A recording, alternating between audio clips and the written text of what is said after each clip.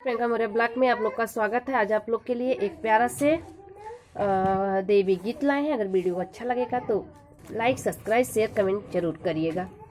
कैसे बनूं मैया, कैसे बनूं दुर्गा से काली, कैसे बनूं मैया, कैसे बनूं दुर्गा से काली, कैसे बनूं। काट काट असुरन का मुड़वा ले आइलू, काट काट असुरन का मुड़वा ले आइलू, वही मुड़वा का माला बनवलू, वह मलवा पहिन मैया नाचत आइलू, वह मलवा पहिन मैया नाचत आइलू। ऐसे बनी हो मैया, ऐसे बनी दुर्गा से काली, ऐसे बनी हो मैया, ऐसे बनी दुर्गा से काली, ऐसे बनी। कैसे बनी हो मैया, कैसे बनी दुर्गा से काली, कैसे बनी। काट काट असुरन का उंगली लियावलू, काट काट असुरन का उंगली लियाइलू, वही उंगरी का करधन बनवलू, करधन पहिन मैया मटकत आइलू, करधन पहिन मैया मटकत आइलू।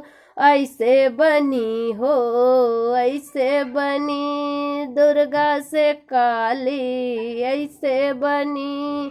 कैसे बनी हो मैया, कैसे बनी दुर्गा से काली, कैसे बनी।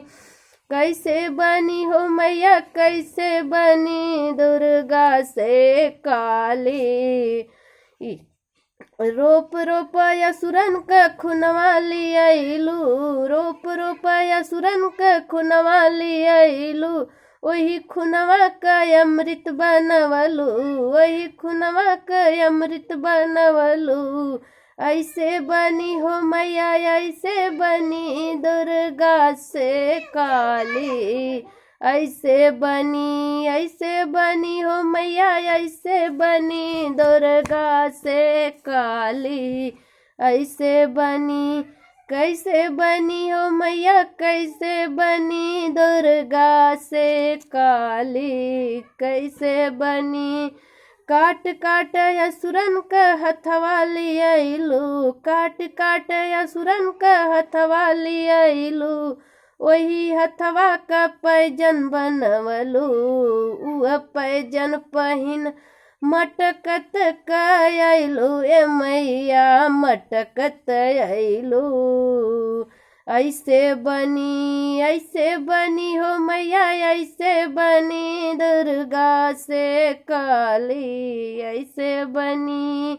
कैसे बनूं हो मैया, कैसे बनूं दुर्गा से काली, कैसे बनी।